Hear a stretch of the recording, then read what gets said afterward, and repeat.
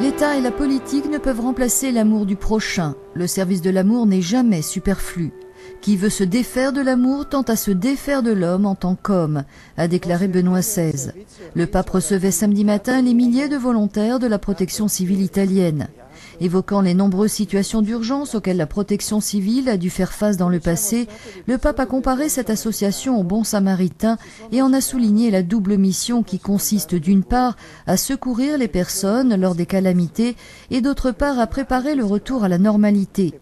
Il est des regards indifférents ou qui expriment même le mépris, a souligné le pape, mais il est aussi des regards qui expriment l'amour. Soyez non seulement les gardiens du territoire, a dit Benoît XVI, mais également des icônes vivantes du bon samaritain. Soyez attentifs aux autres et à la dignité de l'homme, soyez porteurs d'espérance.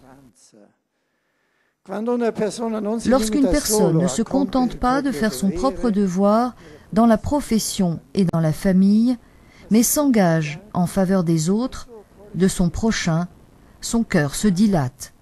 Celui qui aime et sert l'autre gratuitement, vit et agit selon l'Évangile et participe à la mission de l'Église qui agit en faveur de tout l'homme et veut lui faire sentir l'amour de Dieu.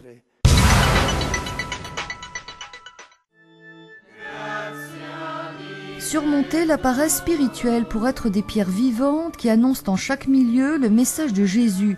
C'est l'appel lancé par Benoît XVI aux fidèles de la paroisse romaine Saint-Jean-de-la-Croix dans laquelle il s'est rendu dimanche matin.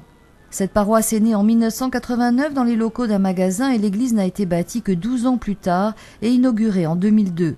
En ce troisième dimanche de carême, le pape a invité à la conversion. Ne pas parcourir le chemin de la conversion, c'est aller vers la mort de l'âme. Se convertir, a-t-il ajouté, c'est reconnaître celui qui libère de l'esclavage, celui qui embrasse chaque homme par la force salvifique de la croix et de la résurrection, et le délivre du péché et de la mort. Benoît XVI a ensuite souligné l'importance du rôle des laïcs qui sont non seulement les collaborateurs des prêtres, mais doivent être co-responsables de l'être et de l'agir de l'Église.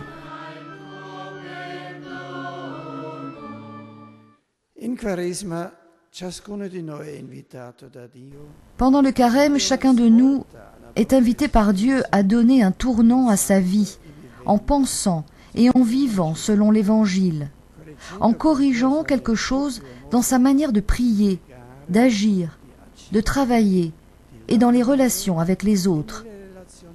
Jésus nous adresse cet appel non par pure sévérité, mais précisément parce qu'il se soucie de notre bien, de notre bonheur, de notre salut.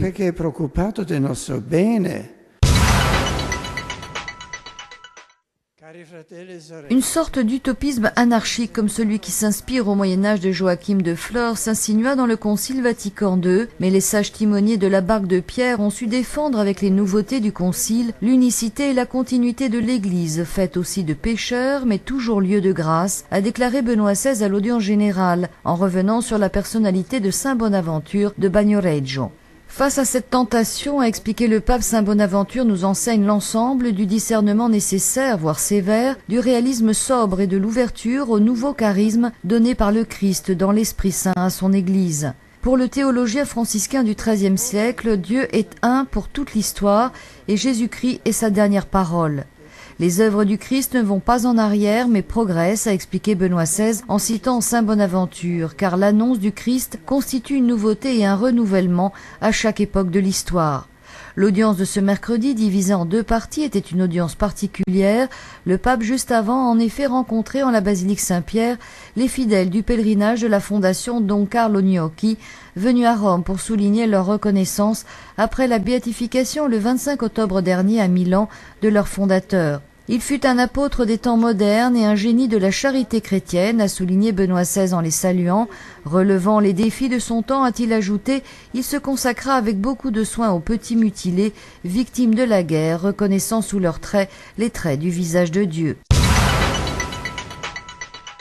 Sono profondamente vicino alle persone colpite dal recente sisma in Turchia. Je suis profondément proche des personnes frappées par le récent séisme en Turquie et proches de leur famille.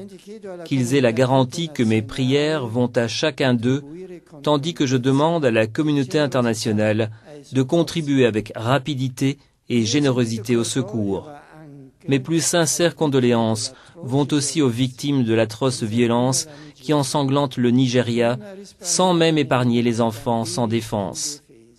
Encore une fois, je répète, le cœur plein d'affliction, que la violence ne résout pas les conflits, mais n'en fait qu'agrandir les tragiques conséquences. Je fais appel à tous ceux qui, dans le pays, ont des responsabilités civiles et religieuses, afin qu'ils agissent pour la sécurité et la cohabitation pacifique de toute la population. J'exprime enfin ma proximité aux pasteurs et fidèles nigérians et prie pour que, forts et ancrés dans l'espérance, ils soient des vrais témoins de réconciliation. Siano autentici testimoni di riconciliazione. Il faut retrouver le chemin du confessionnal, a déclaré Benoît XVI en s'adressant aux participants au cours de formation organisé par la pénitencerie apostolique. Le contexte culturel hédoniste et matérialiste fait perdre le sens du péché et le sens du bien et du mal. Comme le Saint curé d'Ars, les prêtres doivent être des guides courageux pour leurs fidèles, se consacrer aux confessions, instaurer avec les pénitents un dialogue de salut. La certitude d'être aimé par Dieu que le prêtre doit transmettre aux fidèles, a dit le pape, aide l'homme à reconnaître sa propre faute et à entrer progressivement dans la dynamique de la conversion du cœur qui conduit à renoncer au mal et à vivre selon Dieu. Le prêtre ne peut accomplir ce devoir que si de son côté, il vit une authentique vie de prière nourrie par l'Évangile et par son union avec Dieu. À quelques mois de la clôture de l'année sacerdotale, dont le rassemblement en juin de milliers de prêtres place Saint-Pierre marquera l'apothéose, la figure du prêtre est, vous avez pu le constater, bien malmenée ces dernières semaines. Alors que plusieurs affaires de pédophilie éclaboussent plusieurs églises en Europe, à Rome, différentes manifestations sont venues ponctuer cette semaine pour revenir sur la figure et l'identité des pasteurs de l'Église. Un congrès théologique international d'abord, organisé sur le thème de la fidélité du prêtre. L'occasion pour le cardinal Claudio Hummes, le préfet de la congrégation pour le clergé, de saluer le courage de nombreux prêtres qui, en dépit des difficultés, des incompréhensions, restent fidèles à leur vocation. De son discours, cependant, les médias ont retenu une phrase sur l'un des thèmes de ce congrès, la question délicate du célibat sacerdotal. Selon le cardinal, il faut vivre ce célibat avec joie dans un rapport total avec le Seigneur. Mais ces propos interviennent alors que plusieurs voix dans l'Église catholique se font entendre, parmi elles celle du théologien suisse Hans Küng, qui établit un lien de cause à effet entre l'obligation du célibat sacerdotal et les nombreux actes pédophiles commis par certains prêtres et mis à jour ces derniers temps. Mais l'année sacerdotale, c'est aussi la célébration du curé d'Ars, de Jean-Marie Vianney. Jeudi dernier, lors d'un congrès sur la confession, Benoît XVI a d'ailleurs exhorté les prêtres à revenir au confessionnal pour faire face à la crise, c'est lui-même qui utilise ce terme, du sacrement de la réconciliation. Devant plusieurs centaines de participants rassemblés par la pénitencerie apostolique, l'un des 3 tribunaux du Vatican, le pape a aussi souligné que l'administration de ce sacrement était d'autant plus urgente dans le contexte actuel marqué par l'hédonisme et le relativisme, où le fidèle est au final en perte de repères. Rassurant, Benoît XVI a toutefois rappelé que le curé d'Ars lui-même avait dû faire face à son époque à une mentalité hostile à la foi, et néanmoins il était venu à bout des forces qui tentaient de l'empêcher d'exercer son ministère. Je vous dis à la semaine prochaine.